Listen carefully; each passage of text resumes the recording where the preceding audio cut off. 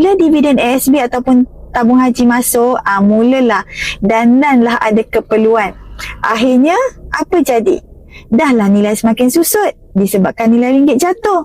Datang kita pula justify untuk apa-apa juga tujuan yang sebenarnya kadang-kadang bukan keperluan pun. Jadi, kenapa penyimpan emas jadi cepat kaya? Sebab mereka tak biarkan duit bocor.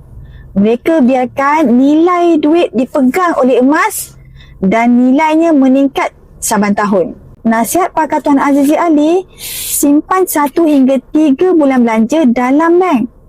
4 hingga 6 bulan duit kecemasan pula simpan dalam ASB ataupun tabung haji.